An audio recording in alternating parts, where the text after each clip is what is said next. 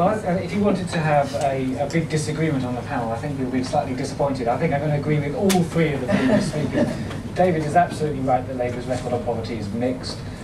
Peter is absolutely right that you have to get a deficit of 10% of national income down. It's unsustainable. There is a genuine debate we can have about speed, and people can have different views on that, but we cannot keep borrowing at this level for a very long time, because certainly dead interest and the ability to spend money on things we'd like to spend money on rather than things we don't really want to spend money on will diminish the longer we have deficits this large. And Lisa's absolutely right. I can see the only outcome of the spending review will be to increase poverty and inequality. I can't see there's going to be any other way forward. I've certainly spent the last 2 days, but probably the last week or so, working on this. And I had, before George Osborne's announcement, I had in my mind his criticism, his very stark criticism, which I agreed wholeheartedly with Gordon Brown's way he presented budgets. He said Gordon Brown never gave a figure that was straight. You could never find out what was really going on until 2 or 3 days later. And with those criticisms, you sort of got the impression that George Osborne would do things differently. Well, I don't know if anyone else watched the whole speech and tried to work out exactly what was going on, or even read the Treasury's documents and tried to work out what was going on. But he certainly has actually rather learnt from the master rather than tried a new way forward in transparency. His claim that the budget was progressive is only based on the omission of many of the measures that are taken, which are clearly going to hit the poor harder than the rich. The Treasury says it's too difficult to model these changes, but it does go about trying to model lots of other changes which are frankly much harder to model than changes to housing benefit or disability living allowance, where we know exactly who receives them and we know where they are in the income distribution and they're at the bottom. So although we don't know exactly which families in the data are going to lose, we know roughly where the income distribution is going to be. His claim that his cuts to departments are smaller than Labour's implied cut is just bogus. There is absolutely no truth in that.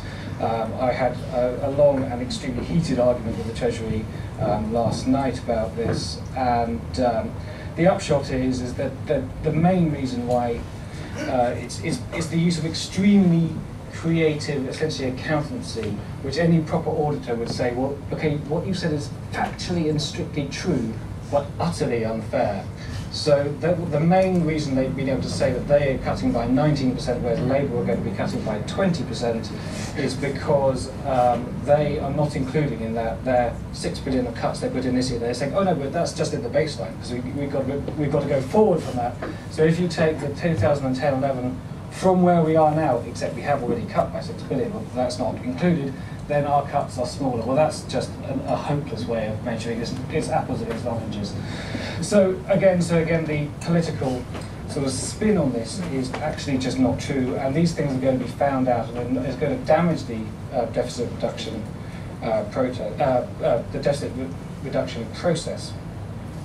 And the other thing I found was really rather worrying in the way things were presented was that it was very much that policy came first, evidence came second. So as well, instead of what we like to think policies made, we see evidence-based policy making, we actually saw policy-based evidence making. So we did the policy, and then we said, right, can we scrabble around what evidence have we got for that? And there's a lot of that going on with the new government, and it's all rather bad for the public debate. Now, we know the spending review is a gamble.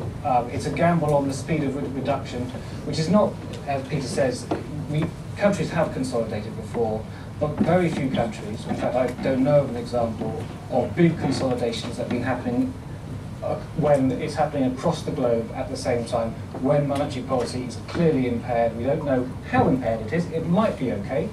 It's not to say it's wrong, but there's clearly a debate. I'm not sure we can have a public debate about it because, frankly, we don't know what the outcome's going to be. It might be fine, might well be fine. In fact, the evidence so far this year is we've got big cuts in public spending and big tax rises this year. So far, everything's okay. Doesn't mean it will stay okay, but so there is some evidence to suggest that the economy is withstanding the fiscal tightening so far. Let's hope it does, because if it doesn't, we're in a really nasty world where either we have to have a big plan B, increase public spending, and probably have a Japanese-style effect where it doesn't have a huge amount of impact, but our debt levels do rise and rise and rise, and so we have to ultimately spend a lot more on debt interest.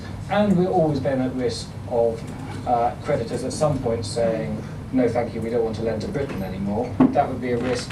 The alternative would be to cut even more, and then you would have the effects we're going to have from these cuts in spades.